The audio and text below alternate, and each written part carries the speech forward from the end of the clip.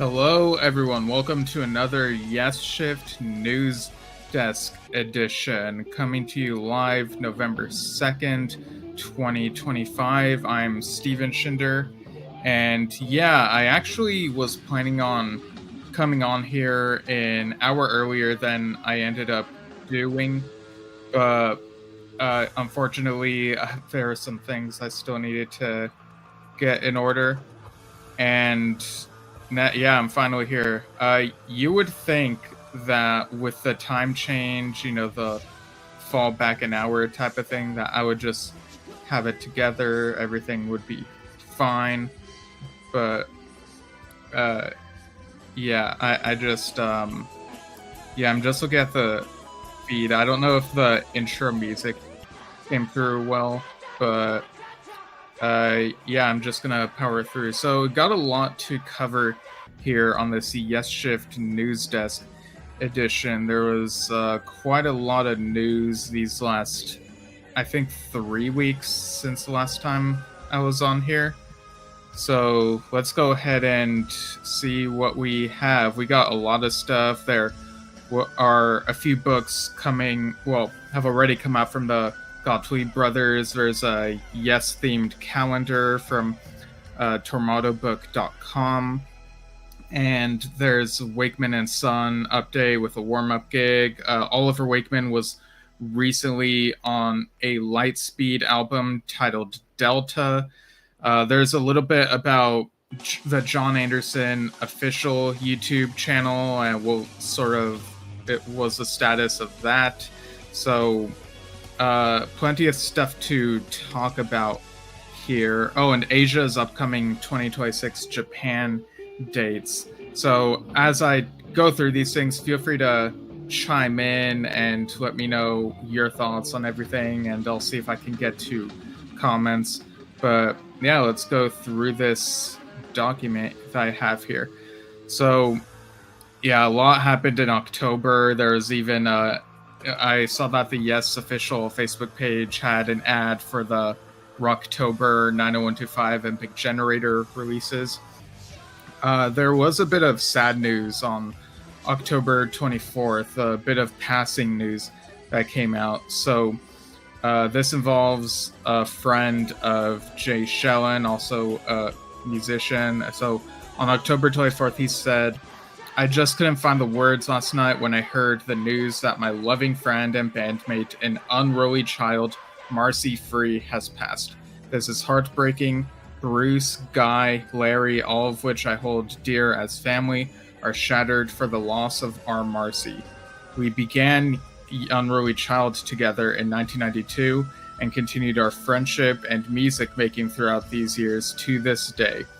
Marcy was a marvel to behold, a voice that had no limits and no equal, a truly singular talent and one of the most open and beautiful souls I've ever known.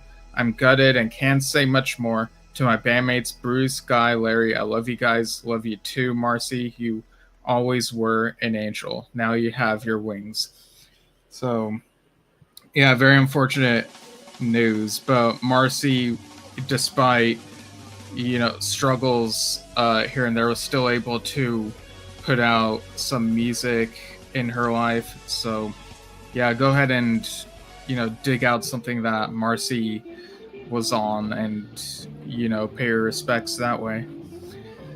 Jay also posted about his drum setup, saying, "Looking forward to firing up my percussion, quote, Ferrari, unquote, tonight in Clearwater, California." So this is during the current Yes Fragile tour. And he also shared a Biff Bam Pop article reviewing the tour. Dave Kersner also got to see the guys when they came to Fort Lauderdale. He saw Billy, Jeff, Jay, John, and Fernando Perdomo was also in town, apparently. On October 19th, John Kuhn posted photos of himself at the, steel pedal slide guitar. Sorry, I'm losing words at the moment, but yeah, it was a funny photo because he said, "I'm filling in tonight." October 28th, the Gottlieb brothers shared a post with the Yes and the crew, saying, "Night after night, the Yes official crew deliver immaculate, crystal clear sound, stunning lights, extraordinary multimedia and video featuring beautiful Roger Dean art. Then they take it down, move it all, and do it again flawlessly. Amazing." They also shared a pumpkin picture with the Yes logo on it, and also pointed out that the 50th anniversary of Steve Howe's solo album Beginnings passed on October 31st. So yeah, how's that for a milestone? Dad and I talked about that album and the other Yes members' solo albums of that time way back in, I want to say maybe it was 2 years ago or maybe 3. I don't even know. It's kind of tough to keep track of when things came out. But yeah, that's in our show archives, our discussion of that. But there's also another huge bit of news from the Gottlieb brothers. So I'll go ahead and screen share the article that's on yesworld.com where this was announced. This concerns it's titled Yesstuff, the Ultimate Yes Collection, a Visual History. Okay, yes, you can see that. So there are 3 of these. It's a book series, and it celebrates I guess you could say, the visual legacy of Yes over the years. It says here, many of these treasured items, shared directly from a global network of avid collectors, have never been widely seen before. The project is curated by Douglas and Glenn Gottlieb, the Gottlieb brothers, photographers, designers, and archivists who have worked alongside Yes for almost 4 decades. They have meticulously gathered these exquisite pieces to create a visual archive, a collector's dream, and a unique historical document for every fan. And they go on to say, the band's legacy is too vast for just one book. This series is a celebration of Yes. Sorry, I just realized the music may have been playing for a while, even if it's quiet, but I've paused it. They say, Yes are unique in all of music. Their music is legendary, and with Roger Dean, they also establish an iconic visual style. This imbues these items with a singular aesthetic, making them incredibly desirable and collectible. The story is complex, full of drama, twists, and turns, and a relentless quest for excellence. We needed a full series of books just to scratch the surface. In this section, A Yes Time Machine, the curators note that Yesstuff is more than a memorabilia collection. It's like time traveling through the history of music that has become the soundtrack to so many lives. Quote, Yes has a visual mythology as compelling as their sound, unquote. Each book serves as a portal to a different part of that world, offering a detailed and immersive experience. So Yesstuff Volume 1, a compendium of Yes tour books and concert programs. This comprehensive volume explores every official and unofficial tour book the band ever produced, from the humble programs of the 1960s to the incredible 148-page Yes 50 tour book. I actually have that one. And continuing right up to and including the Yes Fragile 2025 book. It's a journey packed with over 300 rare images and insightful historical commentary across more than 250 pages. You can trace the evolution of the band's live presentation one tour at a time. The Gottliebs have been writing, photographing, and producing these books since the 1980s, offering a unique insider perspective on these cherished collectibles.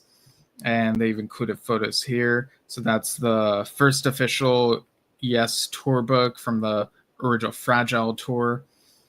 Then we got an unofficial Yes tour program from the Fragile tour in the UK. And this is the 2025 Fragile tour book, which I need to get when I go see them next week. I think that's next week. So this is what volume 1 looks like. It's got that green cover reminiscent of Close to the Edge, I would say. And these range from 45 to 50 US dollars on Amazon last I checked. Yesstuff Volume 2, a compendium of Yes concert posters. This book is a detailed ride through rock history, unfolding venue by venue and city by city. It features stunning high-resolution scans of posters that once lined venue walls and telephone poles. Many of these pieces are now prized collectibles that can sell for hundreds or even thousands of dollars at auction. With over 300 images across 228 pages, this volume preserves a vital and ephemeral part of the concert-going experience. Posters are scanned at actual size and full resolution, resulting in massive images with files of hundreds of gigabytes and incredible clarity. So you see the posters for Yes concerts in 1970. Here's the Yes balloon logo. A spread that features Yes's first ever live performance in support of Fragile. It was also the live debut of Rick Wakeman with them. The facing page shows a series of posters utilizing artist Bob Lowry's work. Interesting stuff. Posters promoting Yes's 2016 album series concert. So that would be the topographic drama stuff. That was a great tour, that one. So the cover of that one is I guess like an ocean blue. I don't know my shades of blue like very down to the specific shade, but yeah, I really like the way that these look. They're simple and to the point, and you know exactly what you're getting with the titles. Volume 3, a compendium of Yes 45 RPM picture sleeve singles, embark on a colorful globe-trotting tour through a nearly lost format. This volume features rare and beautiful picture sleeves from Europe, Asia, South America, and beyond, showcasing unique regional designs and fascinating artistic experimentation. Discover sleeves that were printed in limited quantities and never distributed outside their home countries. This book contains more than 400 images across nearly 200 pages, documenting a unique facet of the band's global reach. So this is the looking around release with every little thing. Roundabout with long distance runaround from Japan. And here we got Lift Me Up, the Rista single. And this one is more of an orange color. It actually kind of reminds me of the cover. Well, obviously it has the Roger Dean Yes logo, so there's a difference there. But this shade reminds me of the Yes featuring Anderson Rabin Wakeman video cover. And down here it says the ultimate collection for every fan. Whether you are a lifelong collector or just discovering the band's incredible legacy, Yesstuff offers instant access to this rich history. These 3 full-color volumes bring you an extensive collection of artifacts that are unobtainable anywhere else. This is the complete Yes story from the very beginnings right up to present day, impeccably presented by people who love this music as much as you do. And they're available exclusively at Amazon, and you can also check out GottliebBros.com to stay up to date on the next volumes of Yesstuff. So I guess these are just the beginning ones, but yeah, that really makes you wonder, what else could the other ones be? Something to sort of think about. But yeah, and we will I see in the comments, Nathan Talarawi says the material culture of Yes fans. Bella Lugrisi says, good Sunday, Yes fans. Cynthia Lindsay Taylor Cole tuning in from Rochester, New York. All right, great to have you all tuning in. But yeah, we're going to have to ask the Gottlieb brothers about all of this stuff when we have them on. So stay tuned for that. And yeah, I'm just checking the volume of something at the moment, but All right, let's go on to the next thing here, which is another piece of visual yes material that you might be interested in. And Kevin Mulrine from Yes Music Podcast is involved with this. We had him on the show recently to talk about the Tales from Topographic Ocean's listening guide. So let me make sure I have the... Okay, so this is the 2026 calendar at tormadobook.com. When last I checked, maybe a week or so ago, what we'd heard was that there were less than 100 copies left. And you can use the discount code, and this is in... the letters are in all caps here. I don't know if that matters or if it just automatically goes in all caps, but it's KVKBKC8Z. And that's the number 8 right before the Z in case you miss here. So it says here, enrich your prog year with iconic images of Yes in the 1970s, taken by the legendary photographer Barry Plummer. Enjoy 12 beautiful color and black and white photographs of Yes in the studio and live, capturing the essence of the world's greatest progressive rock band. With this limited edition calendar on your wall throughout 2026, you'll agree that Barry Plummer is indeed the master of images. I really like the use of that phrase. And that says here, a flat shipping fee will be added at checkout depending on your location. So yeah, go ahead and order this. Go to tormadobook.com and use that code that I just said. I'll read it again just real quick. KVKBKC8Z. Alrighty, so that should be really cool to have.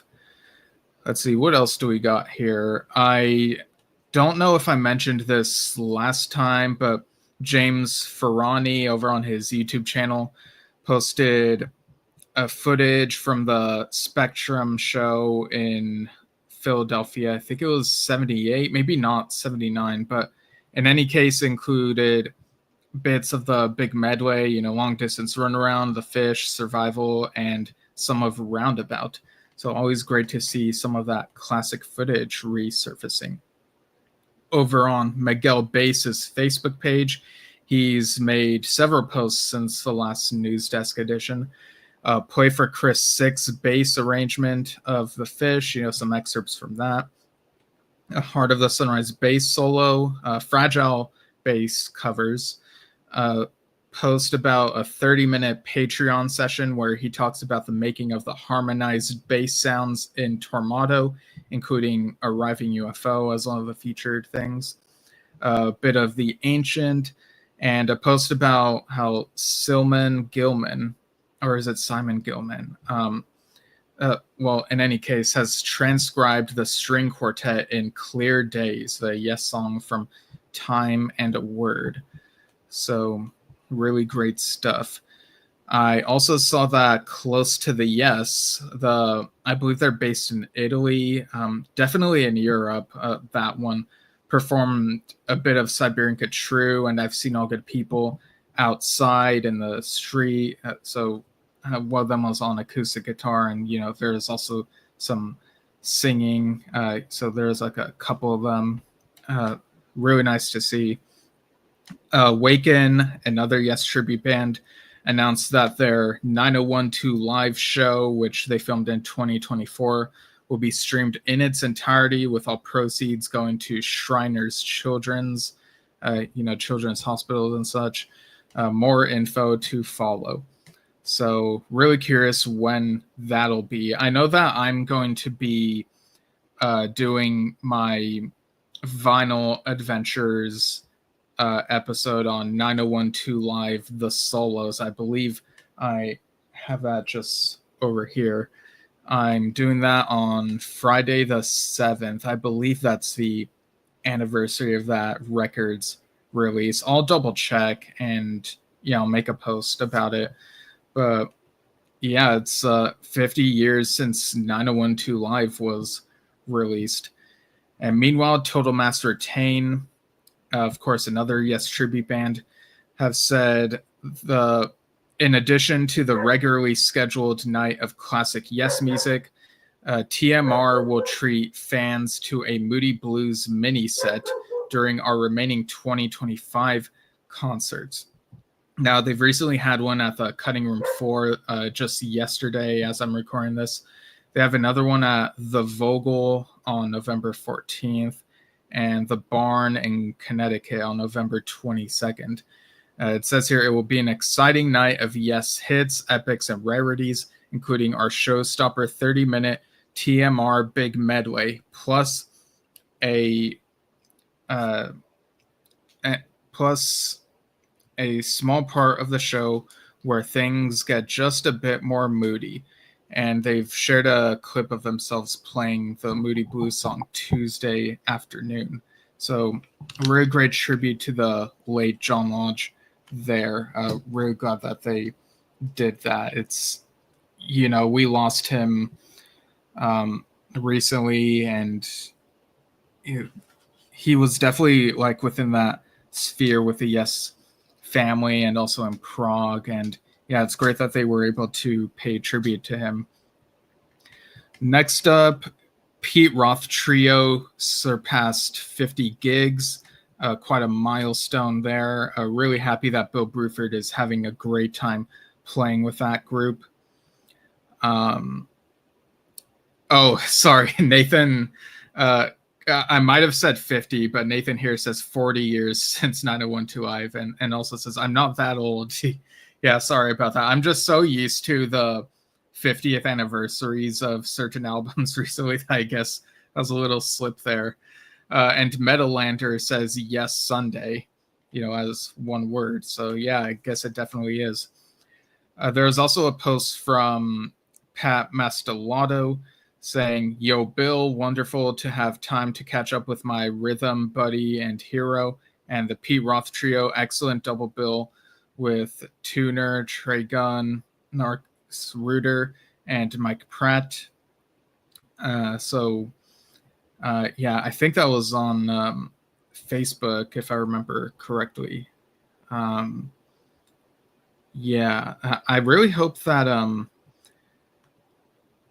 that at some point, I mean, I don't know if it'll happen, but it would be great to be able to go to one of these Pete Roth Trio shows. It's, everything I hear about them just sounds great. And, I just, seeing Bill in his element, there have been clips online here and there, but yeah, really great stuff. This next one was a surprise post on the Alan White Facebook page somewhat recently about Levin Torn White. It said here, the groundbreaking album featuring Alan's wicked drumming is available on Bandcamp. So that would be levintornwhite.bandcamp.com. And it says, digital album and a few limited edition vinyl copies remaining. Please note CDs are sold out and will not be reprinted. $5 from each purchase will benefit Music Aid Northwest, the Seattle-based charity co-founded by Alan and Gigi White to help fund music education in Washington state. And they also included photos of Alan and producer Scott Shore from Alan's tracking sessions for the album. So this was definitely an instant buy for me. I'm pretty sure I've listened to, if not the whole album, then at least bits of it. But yeah, it came in the mail the other day. I got it here. Let me.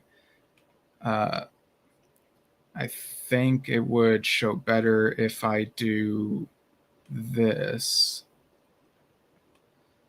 and just hold the record up to my shirt. Yeah, it's still in its plastic wrap. I have it here. And yeah, I'll do a Vinyl Adventures episode on this one as well. Maybe I'll see if I can find time to do that next week, perhaps. So the 90125, the solos episode, will be toward the end of this week, Friday, and then I'll do the Levin Torn White episode the week after. So really excited to give this a spin really soon. And there's also another post on the Alan White page. Let me just get to this. So the post the other day read, Bob Rivers was an amazing musical artist, a recognized broadcaster, a talented producer, and a dear friend of Alan's and mine for many years. And this is written by G.G. White, this post.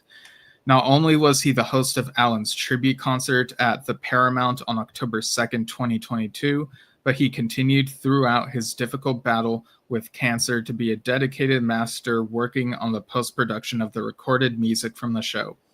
He was always inspirational, and he gave 100% encouragement to the completion of this project. With his expertise, he made the quality of this film a priority and helped everyone involved to believe in its mission to remember Alan. Upon its release, now it will honor both Alan and Bob. Of course, referring to the Alan White documentary that Bob announced a while back when he was still with us. But the rest of this post reads, okay, here we go. The upcoming concert at Snoqualmie Casino on November 13th is being performed by some of the best musicians in our community and will pay tribute to Bob, his love of music, and the people in his life. I wouldn't miss it for the world. Sincerely, G.G. White. I'm really curious who the musicians will be. I looked at the listing and I didn't see any names, but really wondering if there will be anyone that we're familiar with in our sphere and the music that we're so familiar with. Yeah, I'm very curious to see who ends up performing at that show. I also saw that the Original Asia Facebook page shared this post from Focus, so they were wishing their best. But yeah, this post from the band Focus says, we would like to share an update regarding Tias Van Leer. Earlier this year, Tias was diagnosed with cancer and has been undergoing treatment. We're very happy to report that he is now recovered well and received positive news from his medical team. We appreciate everyone's understanding, love, and support, and we look forward to welcoming him back on tour as he continues to regain strength. So that's really good news there. Now for some Asia news. So Asia announced a UK charity warm-up gig ahead of their Japanese tour, and apparently it's sold out like within a day after it was announced. So this is going to be at the Corn Exchange, Ross and White on Friday, the 30th of January, 2026. And the post read, we're excited to share that Asia will be performing a special warm-up show in the UK ahead of our upcoming tour of Japan. This performance will be held in support of a cause very close to our hearts, the Love, Hope, Strength Foundation, in loving memory of Mike Peters. Now, Mike Peters being a musician who also co-founded this foundation. With ticket prices kept intentionally low, we hope you'll consider making a donation to this wonderful charity when purchasing your tickets. Every contribution makes a difference. And yeah, I mean, this show sold out. So yeah, it's going to be a packed warm-up gig, I believe. And here are the links that they include: lovehopestrength.org/donate-USA or -USA, whichever is the correct one, and donate.justgiving.com/charity/ I believe that's an LHSF/donation-amount. So yeah, there you go. That's the UK link, and the one before was a US link. The Original Asia page regarding the Japanese show said that they're excited to return to Japan in February 2026 for Asia in Asia, performing the legendary 1983 Asia in Asia set from their first Japanese tour. Tickets go on sale Friday, November 21st for Osaka, Yokohama, and Tokyo. I believe I have the graphic for that here. Let me pull it up. And it's got the dates. One sec. And it's in this window. Yeah, so it's the Griffin, and it's got the Roger Dean Asia logo and Downs, Donati, Mitchell, and Whitley's names. So February 3rd and 4th is when they'll be in Osaka. February 6th is when they'll be in Yokohama. And February 8th and 9th is when they'll be in Tokyo. Now, I guess a question I have for anyone tuning in is, what do you think of this idea of them playing that exact set list again? Like, I know that it's different members, so there are bound to be differences, but between this and Yes performing the entirety of Fragile and, how they've tried replicating things, I don't know, like, do you think that this set list could have been changed up a bit, or do you think perhaps the audience over there has such a fond nostalgia for that set list that it's what they might want, like, more than anything else? Like, I'm very curious, like, what everyone thinks about this. But either way, I know that they'll do the material justice. I've seen the clips of them, this lineup performing, and they perform so well. So that should be interesting. I wonder if there will be maybe a recording of one of the shows, or maybe excerpts taken from each of the shows. I don't know. I guess we'll just have to see. Next up, we have there's this loudersound.com article where Jeff Downs listed 11 favorite prog rock albums, and I kind of don't want to spoil the whole list, but most of them I listened to, and a few others, maybe 4 of them, I'm not as familiar with, and maybe haven't listened to. So it definitely made me think there are a couple bands I need to do a deep dive of, bands I've heard about before, but haven't given proper attention to. And this list gets me more curious, so we'll have to check that out. Trevor Horn also appeared in an interview video that popped up on the Classic Album Reviews YouTube channel, and he was asked about Fly From Here and 90125 and working with John Anderson. So interesting that, interesting stuff that if you've read his memoir, some of that stuff is reiterated, but yeah, it's definitely worth the watch, that video. And now we get to the John Anderson related updates. I saw that there was an article from a year ago from Prague. Like, even though it was from a year ago, it was new to me, but Steve Babb of Glass Hammer said at the time, "I got to work with John Anderson on our 2007 album Culture of Ascent, and he taught me some things about songwriting. I'd love to do it again." So yeah, that's new to me. That he said that recently, or maybe I heard him say it recently, but I forgot. I definitely knew John was on that Glass Hammer album. On October 15th, producer Michael Franklin, producer of 1000 Hands, said, "Mixing a track for John Anderson of Yes today, featuring Tommy Carlton on guitars, Tim Franklin on bass, Steady Joseph on percussion, Danny Jordan on soprano sax, moi on the keyboards, and Abe Laboriel Jr. on drums." That's Paul McCartney's drummer.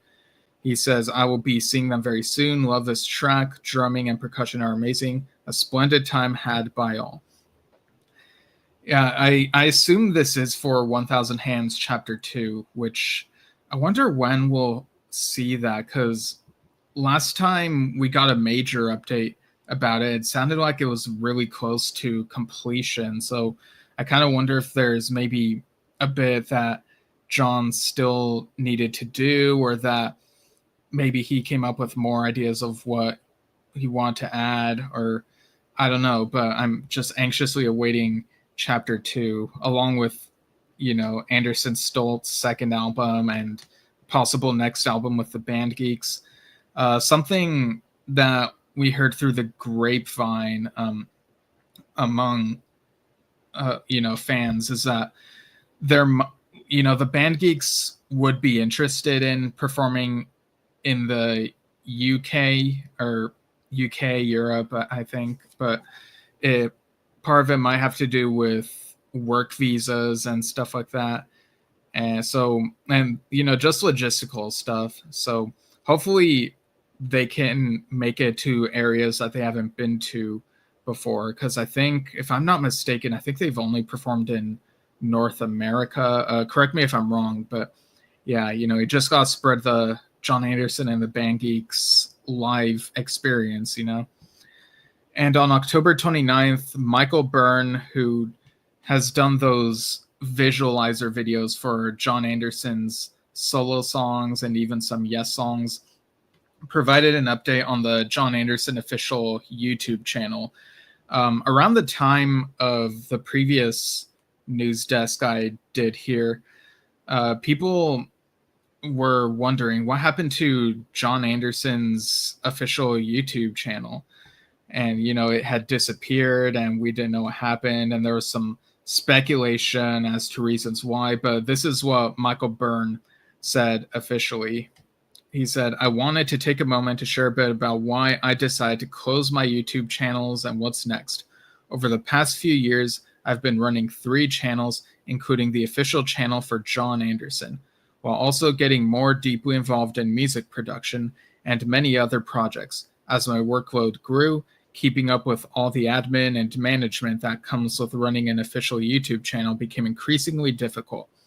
At the same time, my personal life and priorities have shifted, and I eventually hit a point of burnout. After some honest reflection and many kind conversations with John over the past few weeks, we decided the best path forward was to consolidate everything into one channel where I could post my art in a more casual way. John has been, as always, incredibly kind and supportive through this process, and I'm so grateful to still be working closely with him and with other amazing musicians on new projects. To everyone who followed my channel, shared my videos, or simply offered support over the years, thank you.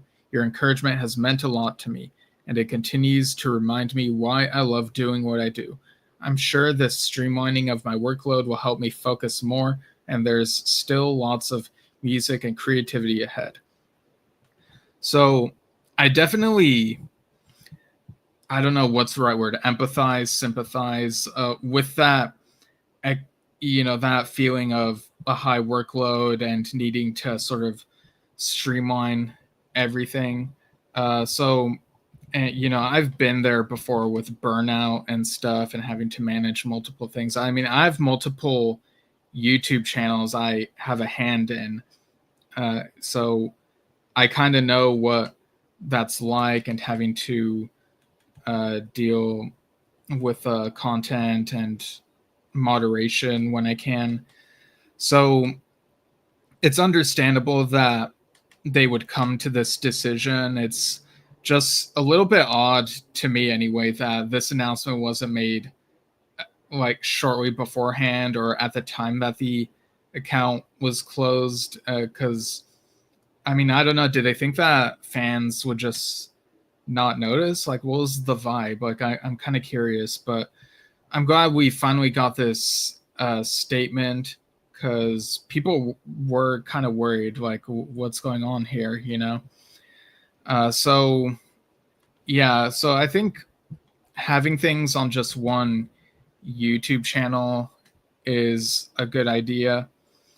Michael Byrne's YouTube channel, which is titled Michael Byrne's Songs from Another World, seems to still be up. It seems like there might be some John Anderson things on that. So as long as the rare stuff that's not anywhere else has a home somewhere, then should be fine. And I also saw a couple comments from I guess fans being sort of surprised to hear that Michael was running the John Anderson official YouTube channel, and it's like, maybe it's because I'm involved with web related stuff, but I'm just so used to the idea that a person's YouTube channel is generally, if they're like a musician or an artist or actor or whatever, that their channel or their website is run by someone else who is able to manage that sort of workload. So I don't know, it was kind of a strange thing when I saw those couple comments of people being super surprised by someone else running John Anderson's YouTube channel than I guess John himself. But I don't know. It's a strange. The internet is sometimes a strange world. Sometimes I'll share posts from the artist, and you know how on the Facebook feed it shows the original post, but outside of that it shows that the page, the Yesshift page, has shared that person's post, and then people will comment on the Yesshift post as opposed to the artist post and talk in such a way where it seems like they think that they're talking to the artist instead of commenting on the page, and just not knowing which page they're commenting on. The internet's kind of weird like that. But anyway, that's a little tangent, I guess. Next up, we have Roger Dean. He's posted on his page about some of his works of art. There's the cicada painting, a yellow city, which is my background. I get very nostalgic about that one because of the Yes Years documentary. Post about the t-shirts campaign before it ended. He shared the best art advice that he's ever gotten, which was not about art at all. He said, during kendo, we were told about the value of persistent practice. In training the hand in turn trains the mind. You can't have great art without great craftsmanship. And that's really interesting advice to keep in mind. I think there's definitely something to that. He also posted about his catfish painting.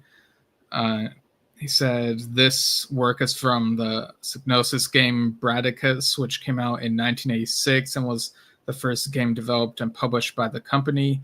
It was created for the Amiga, Atari ST, and Mac computers. He also posted another gaming piece for Psygnosis. He says, this one didn't end up getting used in any of the projects. It's not a well-known work of mine, and many of you may never have seen it before. So, yeah, some of the gaming stuff I'm not as familiar with. He also shared a video of himself revealing this big canvas of painting. So I couldn't quite tell if he had already used it on something or if it could be something upcoming, but let me know what y'all think. Go to Roger Dean's official Facebook page and check out his posts there. He also posted about a Red Planet painting. Red Planet was the other gaming piece. I just forgot to read the title there. Not to be confused with Rick Wakeman's Red Planet. But speaking of which, on Rick's podcast, The Myths and Legends of Rick Wakeman, he's put out a couple more episodes. On one of them, he talked about Return to the Red Planet, the album coming out next year. Sorry, I got a message. I thought it was something important, but anyway, he also talked about, on one of these podcast episodes, he talked once again about the speech that he did at the Rock and Roll Hall of Fame. And, they talking about like how fun it was. And to me, it always feels awkward whenever that speech is talked about, because we the fans, some of us anyway, I think maybe some might be unaware, know that speech, there were a couple people in attendance on stage who weren't able to speak because of how much time ran out. And so it feels really awkward whenever thinking back to that speech, and honestly, I kind of wish that there would just be no more talk about how funny it was, because I can't really find it that funny with the context of what we missed out on in terms of, getting everyone to say something during the speeches on stage. So yeah, it's just something I could do without. We don't need to talk about the speech anymore. But anyway, other than that, there's still like some interesting fun topics that Rick touches on, and his sense of humor is definitely there. So if you're into that, definitely keep checking out his podcast, The Myths and Legends of Rick Wakeman. There was also a post about Prague collaborating with Rick on this bundle. So let me get the visual of that. And I see Dad chiming in, saying, your lighting in the background makes it look like you're actually there. Okay, so let me make sure I get the correct tab for this. So we've talked about this recent album from Rick, Melancholia, and this is a unique bundle with a unique silver vinyl copy of Melancholia, plus a bespoke Rick Wakeman front cover of issue 164 of Prague Magazine, signed exclusively by Rick himself. There, at the time that this was posted, a week or so ago, maybe a week and a half, there are only 100 of these bundles available worldwide. You can only order yours at store.loudersound.com. Get your copy before they're gone forever. So last I checked that link, it didn't say sold out, so maybe there are still bundles available, so maybe people can check that out. And now we get to the Oliver Wakeman stuff. So Oliver, very avidly posting on his Facebook page, lots of great finds and memorabilia, but I'll go into the music news he's posted about first. He recently said there will be a one-off Wakeman and Son UK concert. Dad and I will be doing a one-off warm-up show in the Devises Corn Exchange on the 21st of February. And tickets are available at ticketsource.com, or you can go to oliverwakeman.co.uk for more info. He says, once the US tour is finished, I will be straight back onto the road with my own band for the From a Page tour, playing music from the Yes record. And yeah, I think we touched on the From a Page tour recently, but just in case, I'll go ahead and touch on that again. So yeah, we actually recently passed the 6th anniversary of when that EP came out, along with Live from Leon was re-released on it. And I vaguely remember seeing on one of the posts a fan asking, will From a Page become available without Live from Leon attached? And I think Oliver replied, watch this space. So I guess we'll have to see what's to come. But yeah, this From a Page tour, really exciting. It's taking place April 2026 in the UK. There are a few dates. Trading Boundaries is one of them. So it's from April 4th to 11th. It says, following last year's successful headline slot at the Winter's End Festival and the continued interest in Yes album From a Page, now is the ideal moment for Oliver and his band to bring some of these beloved later era Yes tracks to the stage, particularly as he'll have just returned from a 3-week tour of the US with his father Rick Wakeman, which is bound to feature some Yes-related material. The show is split into 2 dynamic halves. The first showcasing music from Oliver's extensive solo work and collaborations, the second highlighting material from his time with Yes. Audiences can look forward to an evening full of musical surprises and captivating turns. And let's see, the band features the vocal talents of Haley Griffiths of Riverdance, the guitar virtuosity of longtime Yes tribute band guitarist Oliver Day from the band Yes Please. That's a great name, by the way. both the musician's name and the tribute band name. Dan Nelson on bass from the band Cyan, and drums from Scott Hyam of Pendragon. We've talked to him a couple times over on Drum Talk TV. So yeah, that's really exciting stuff. It'd be great to hear this in the US, but I understand it's always tough just logistics wise. Oliver also posted that he received a box in the post with copies of the new album Delta by the band Lightspeed, and he played keyboards on a few tracks. And this was something that was kind of not on my radar. Apparently, it came out September 15th. I'll go ahead and show the cover image of that. And I see in the comments, Dad also saying, yes, please, what a brilliant name. So this is what the album cover looks like. I'll remove the player for a moment just so you can see the full thing for a few seconds. Yeah, so I thought for a moment I thought it was the infinity symbol, but oh, it's probably the delta symbol, right? Yeah, but I was able to give this album a listen, and there are certain tracks where you can tell that it is Oliver playing the keyboards, and you can find this over at Lightspeed2, and that's the number 2.bandcamp.com. And the track list includes Above and Beyond, Constant Change, that one's a real catchy one, Sands of Time, which that one kind of sounded like it could have been a Circa song, weirdly enough.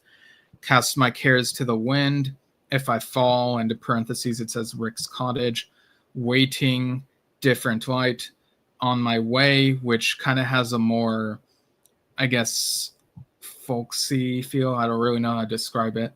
Sunrise, Endless Sky, Time Stand Still, Maybe Someday, Onward, and Wish You Well. So one cannot help but be reminded of like prog in general with titles like these. And some of the singing style also kind of reminds me of some of the, I guess I'd call it stadium rock stuff of the 70s, but it's also very proggy. And yeah, so go ahead and give this album a listen. It's really good. It's I'm trying to see how long it is. Well, I don't think I can add up the length right here. It might be like close to an hour. But yeah, this is mixed and mastered by Rich Mouser and produced by him. So yeah, go ahead and check this out. I guess the tags here could possibly give you an idea. Okay, yeah, AOR, I think that's kind of what I'm thinking when I say stadium rock. So AOR, prog rock, pomp rock. I'm not very familiar with what pomp rock is. But yeah, go ahead and get this album at lightspeed2.bandcamp.com. It's got really neat twists and turns. It's very proggy, and it's very well put together. The sound is great. So y'all got to check this out.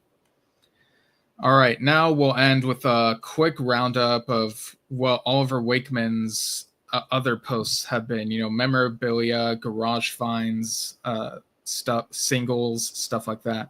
So he posted about a folder of photos from the Gloucester Blackfriars concert he did with Rick, his brother Adam, and sister Gemma back in 2013. Still Too Young to Remember by It Bites. And he says, I have a clock somewhere made with a picture disc of the Roger Dean logo. A picture of himself with Lee Pomeroy, Steve Hackett, his wife Jo, and Martin Hudson, which was taken when he won the CRS Keyboard Player of the Year in 2009.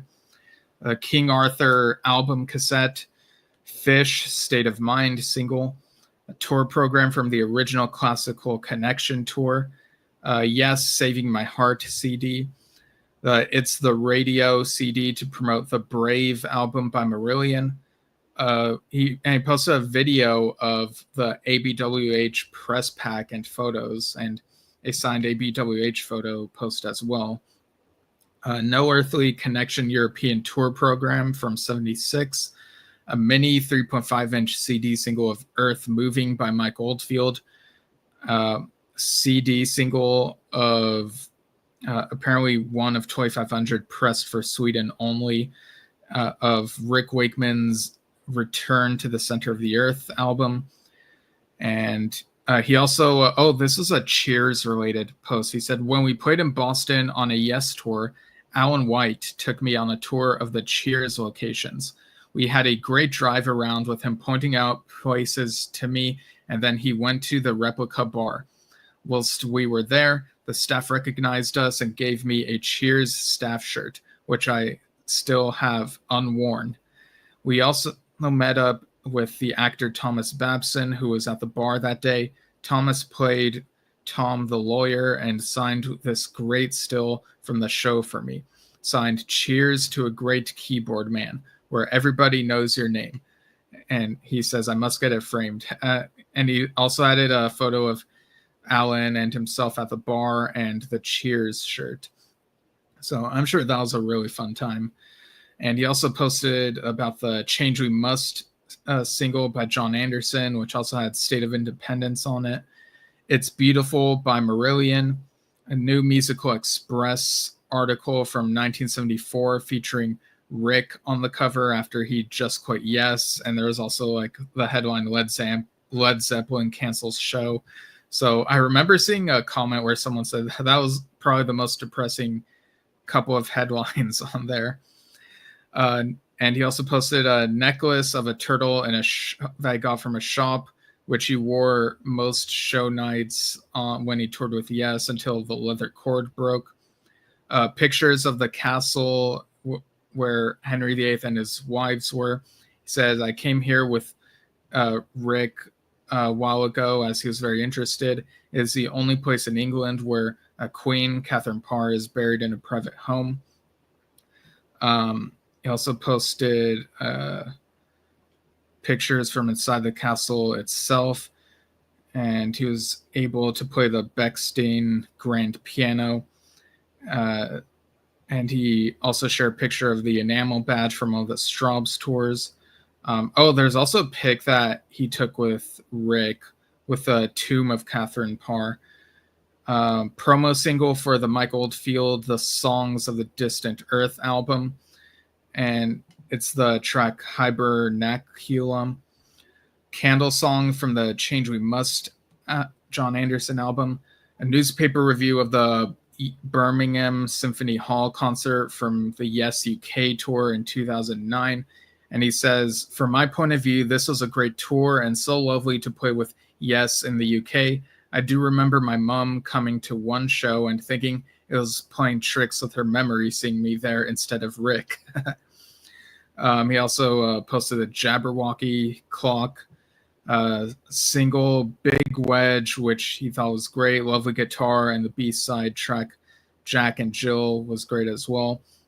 And he posted a staff shirt given to him by the organizers of the Moondance Festival in Minnesota. I think this is when Yes played there in summer of 2009. And lastly, an invite for the launch event for Rick's Return to the Center of the Earth record and a full press release. So keep them coming with those posts, Oliver. Really great stuff and discussions of music. Some of these artists, I really gotta do a deep dive of Marillion. The more I keep hearing him talk about Marillion, I've at least listened to their first album, maybe a little bit further than that, but yeah, I gotta get with it. So thanks for tuning in, everyone. You can write to yesshiftpodcast@gmail.com, and you can find us at Yesshift on Facebook and YouTube, and also find the audio on anchor.fm/Yesshift. This show will be back soon. Like I said, I got the final adventures stuff I mentioned. Thanks for tuning in, and see you.